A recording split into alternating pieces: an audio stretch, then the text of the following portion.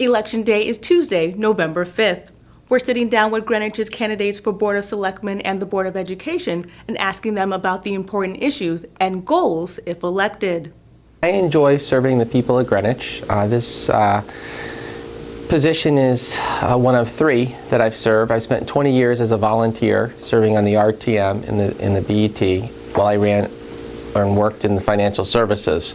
Having had the opportunity to seek this office and serve over the last 6 years, we've been able to make, I think, tremendous progress in seeing the town move forward. We've been able to fund rehabilitation of a number of our schools, a number of our public facilities, at the same time meeting the economic challenges and keeping taxes at a modest and predictable level.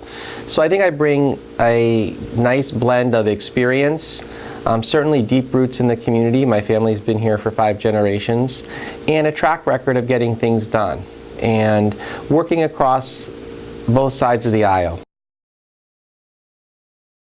In the area of education, we have started the music instructional space and auditorium project. I certainly would like to see that come to completion. We have, at the public safety level, begun the central fire station. You know, we've got bids out to rebuild the central fire station and headquarters. I was instrumental in getting that through all the land use agencies and the funding bodies, RTM, BET. I want to see that completed.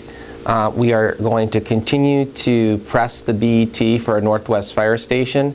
The Fire Administration has provided them staffing plans ad nauseum. At the end of the day, that board has to make a determination: do they want the people in Northwest Greenwich to have the same level of service as elsewhere?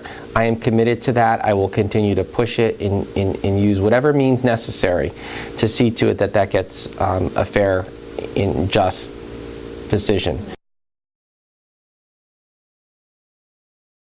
The argument that long-term borrowing is more responsible ignores the fact that once debt is taken on, it has to be repaid.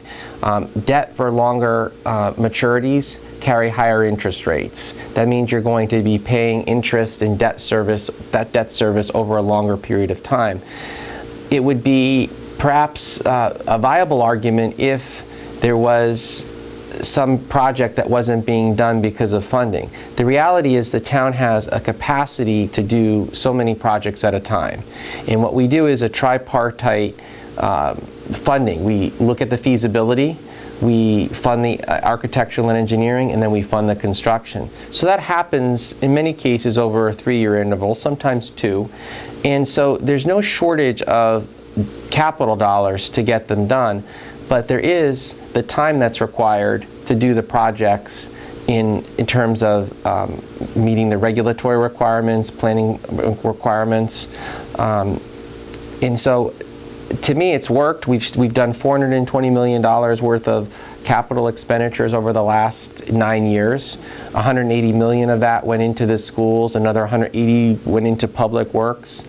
I think that's proof positive that the town has demonstrated an ability to reinvest in itself, use external borrowing, but do so prudently and not follow in the footsteps of Hartford and Washington. And we have to recognize that, you know, we're only as strong as our weakest link. So if there is an area that needs support to be on par with the rest of the community, we have had a history, and we will continue to have a history of seeing to it that that's addressed. So I want to make sure that the tone is civil, respectful, and understands that we need to address the achievement issues district-wide and provide the resources that should provide an improvement in outcome in those areas that are lagging. We have a unified command structure that consists of police, fire, EMS, all town departments, Red Cross, external agencies that prepare and respond to disasters, both natural and man-made. We were recognized for our efforts back in 2010 as a community that has had a good system in place. We participated in a pilot program that looked at community resiliency. Since then, we've built on that. We've added a citizen emergency response team component. We just approved that at the Board of Selectmen level, that will bring in local talent, residents who have expertise, who can be trained as a CERT team member, and that will certainly enhance our ability to respond and withstand. I think we've had a very good track record of protecting our residents. We have used a reverse 911 system. It's called Blackboard Connect, to communicate with residents with a pending storm is coming or incident is coming, and then continually advise them throughout. And I think that's worked well. But we have now the 311, which will be another way in which we could integrate electronically to residents through personal devices and so forth. And I think that'll be another tool in the toolbox. Within our middle schools, we partially fund a teen talk counselor. This is an individual that is an employee of Kids in Crisis, and it has been a very good resource for that population, 6th to 8th grade, for this individual to be there to identify potential risk in children, have a voice for them if they're having problems at home. And I am foreseeing that program expanded into the other 2 middle schools. It is extremely cost effective.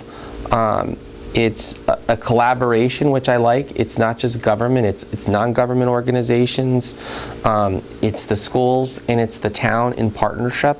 And I think that certainly is helpful in the areas of prevention. I think we have a great brand, and the overall objective is to work to maintain the Greenwich brand as a community that people want to come to not only live and work, but to play. And that's something that I've done, I've strived to make happen over the last 6 years, and will do so for the next 2 if re-elected on November 5th.